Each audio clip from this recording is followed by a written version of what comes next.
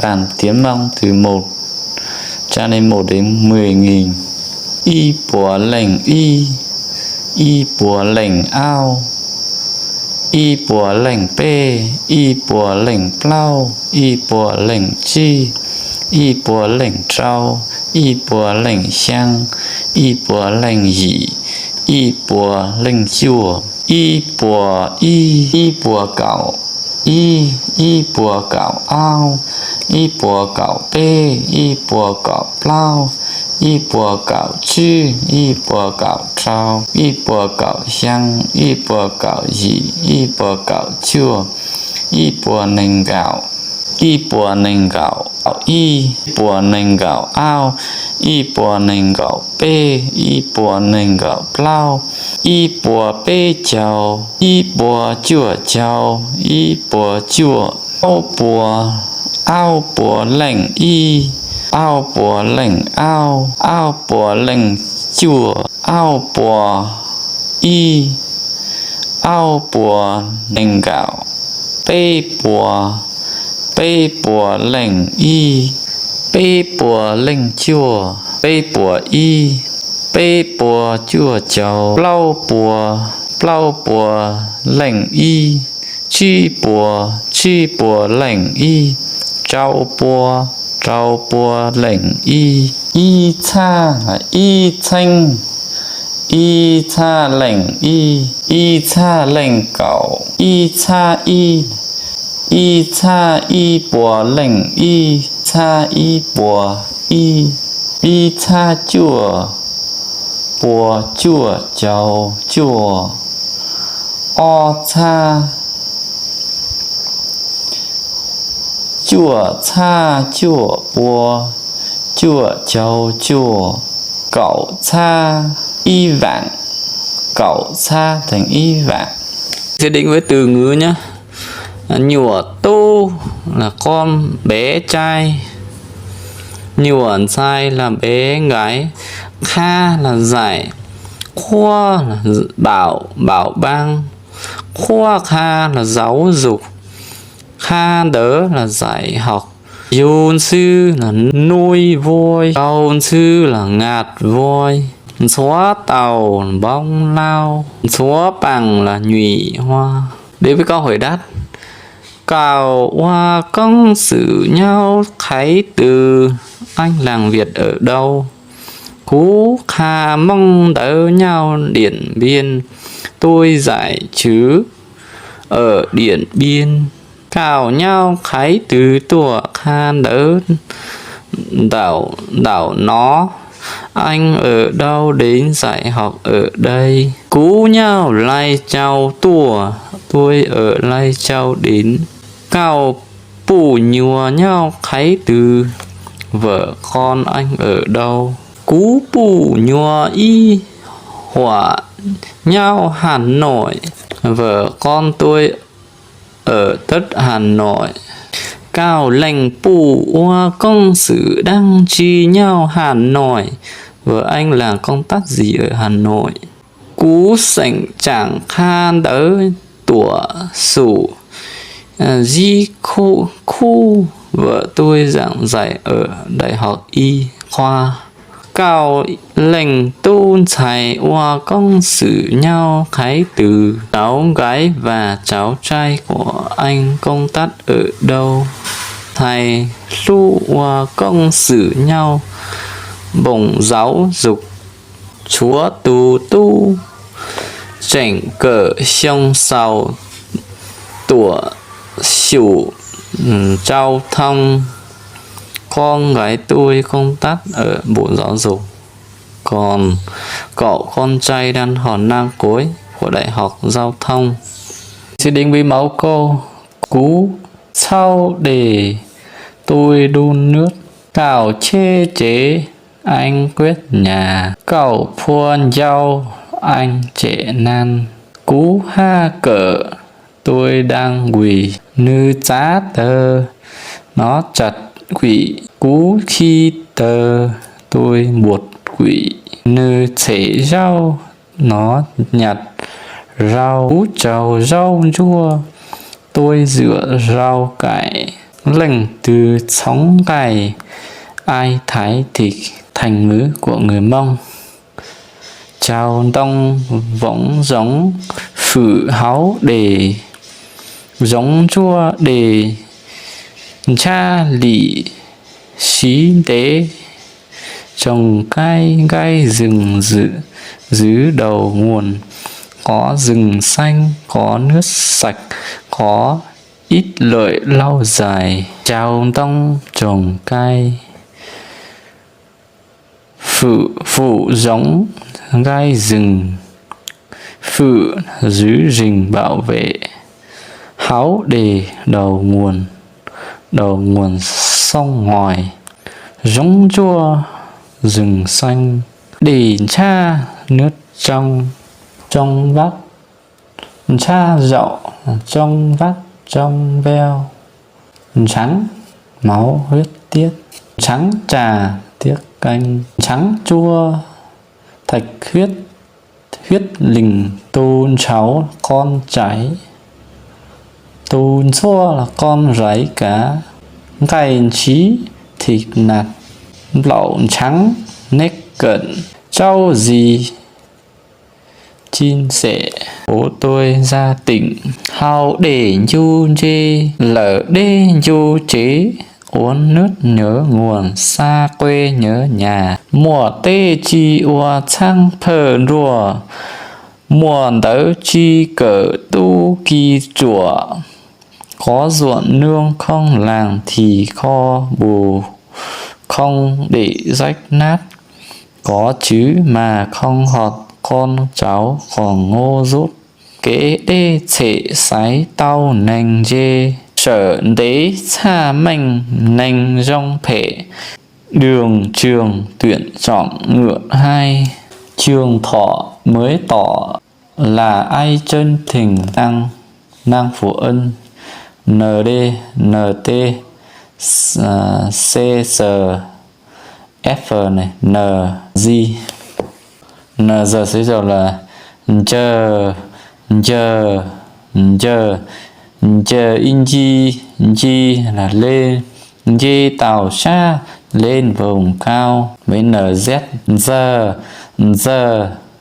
giờ ôn du trớn rú sấn rú giải sấn. C sở sẽ là chơ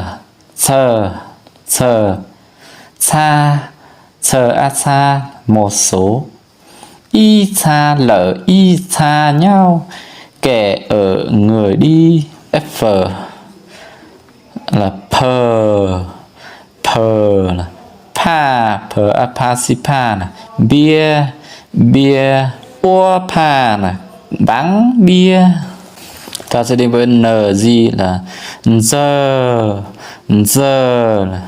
giờ an ra yun cha hạt, giờ an ra yun cha tảo là hạt đậu. Giờ on châu vụ dậu là con kiến. Vốn là học thuật những từ ngữ dưới đây, nhất là dâu là mồm miệng, dâu là sốt miệng, đi dâu là có thể là dâu là môi, dê chài nấn tay chuột, giang rải là thẳng tắp, ú sao thể dục sớn, phò rúa mua khăn rửa mặt, phớ rúa lề bồ đựng thóc, xăng rua bao cừ kho chứa ngô, chua thuốc năng, chua súa thuốc bát, chua giang thuốc tay tân rượt, thể chua là thang thuốc, nấu căng quên ngữ trong tiếng Mông. Đau chảy chào công chỉ dòng lê, chào đau chảy lê chi công, lúa trồng lỡ vụ thóc không mài, có vụ mùa màng xấu láng thay. Các bạn, hôm nay thì chúng ta sẽ đến với câu hỏi đáp Vì ly chàng háo háo đê dúa phự giống. Vì sao phải bảo vệ rừng đầu nguồn? Vì do phự giống háo đê tăng báo mùa đê cha đê hú giọng thờ sông. Vì là giữ tốt rừng đầu nguồn, là đảm bảo có nước trong sạch dòng quay năng. Cào tê chờ nà sông bùa kể đê giọng. Vòng quê anh hàng nang có thiếu nước dùng không? Cú tê chờ háo đê ly nạ giống lầu tao phự rong. Vị lê xóa đờ lưu nành đê giọng tao tăng báo. Vòng quê tôi rừng nguyên sinh trên có đầu nguồn giữ đường tốt, nên nước cho đời sống nhân dân được đảm bảo. Cào tê chờ yếu phự giống lào ly mí phua dạo đan trì. Bí quyết bảo vệ rừng nguyên sinh của quê anh là gì? Chi mùa đăng trì mí phủa bí nhau chúa đờ chỉ trí bao thở. Manh giống tha đề ly lị dị. Không có bí quyết gì có thể so với sự tự giác thấu hiểu lợi ích của rừng và nước. Sẽ đến với máu câu. Cú chai plăng tôi đói bụng. Cú nào máu tôi ăn cơn. Cú mau plăng tôi đau bụng.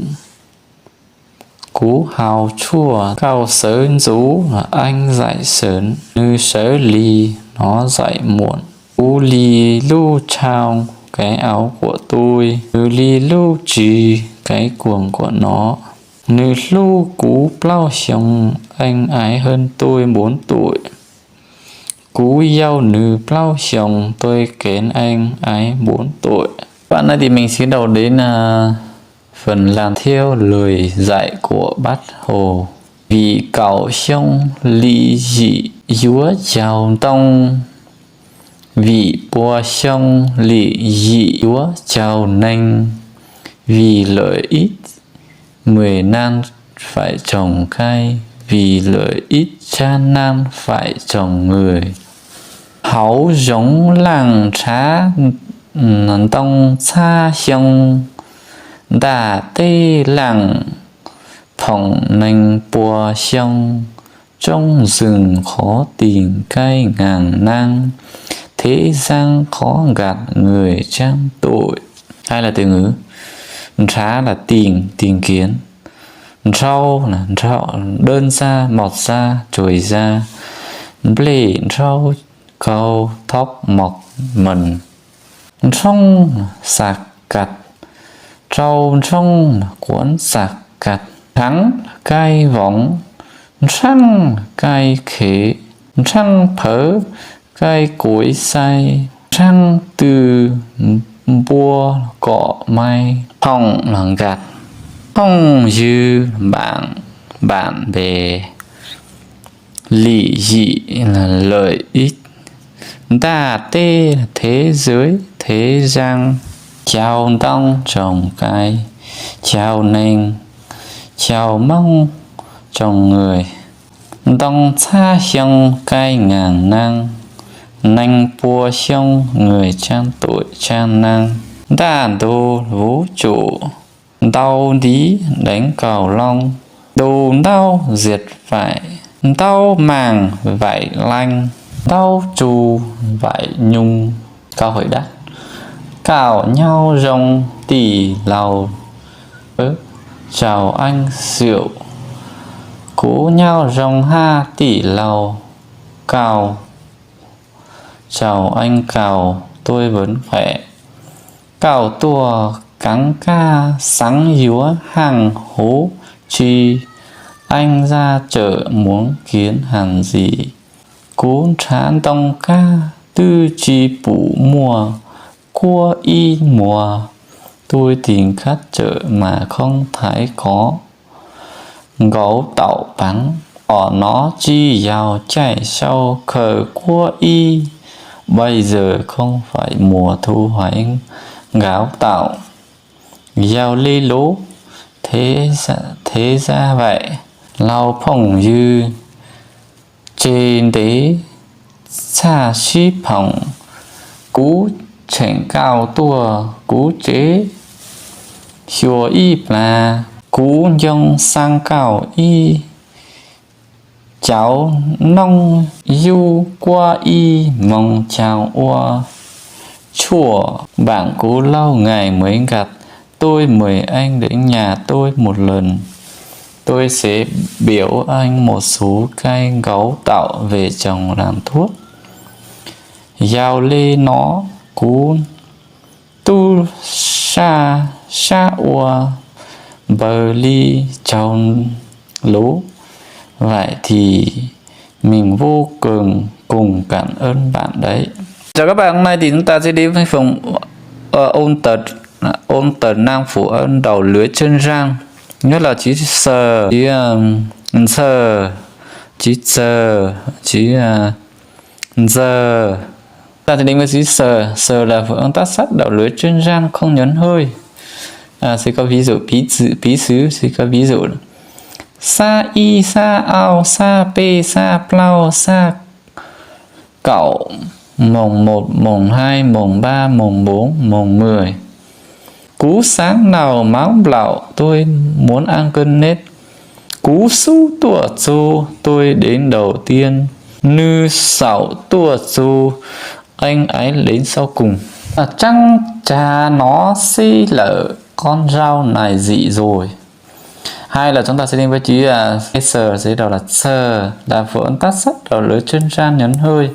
Ví dụ cha là một số, cha là mới, xa là ngàn nghìn ngàn, sang là xương.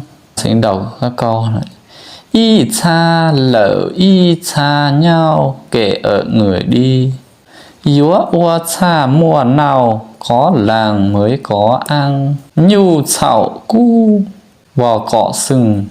Chỉ trang nông xanh lúa nổ sai rừng non thôn giàu có. Chỉ ly sớ kế chuẩn bị lên đường. Sờ là phụ ân tát sắt đầu lưới chân ra có nhấn hơi và có tiền ân mối.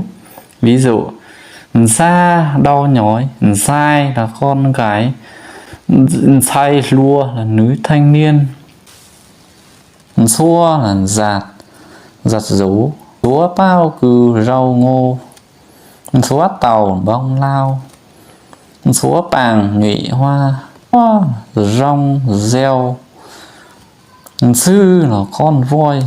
Uốn san tở háu xa tôi đau nhói ở ngực. Cú tôn say như cỡ tủa xỉu. Con gái lớn của tôi học đại học. Cây bua chuyên xa lở. Thịt lợn có mùi hôi rồi. Con xỉ luôn chán chi họ cười khì khì. Bao cứ oan rong lề. Ngô chủ bông cờ chờ. Giờ là vỡ tát sắt đầu lưỡi chuyên gia không nhấn hơi. Ví dụ giá tiền bạc, giá cắt chặt, răng là giường, răng mua xấu hổ, trăng rùa là con rau phát, trăng cha là cái kiểu, dí cha là bố, trí dành là hạt rẻ, chí chơ là chuối.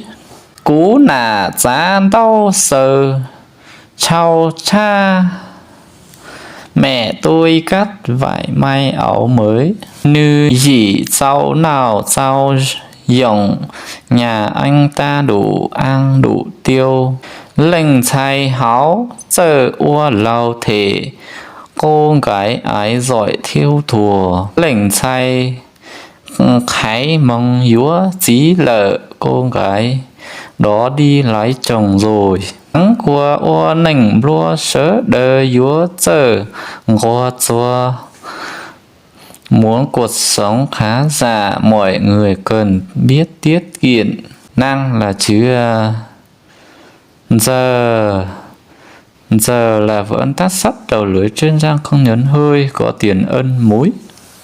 Ví dụ là cha là chim chiều chiều, cha là hiu hiu cười, ra là cái bẫy vèo, răng giờ là tiện thể nhân đấy tiện đây, rận cấn hoặc giật bóng giật, rúa rượm táng, rùa là ăn kèn ăn với, rụa là quạt, tu đông nó ra dự hứng phua chi tờ, cái gỗ này quánh quá bộ không được, chi tờ là không vỡ, chùa rau tỉ sánh nành tao tàng, chùa cám thống hết bao thù, cào răng dở mua lô đỉ hay máu nào anh tiện thể lấy bắt ăn cơn ăn là tên giàu dúa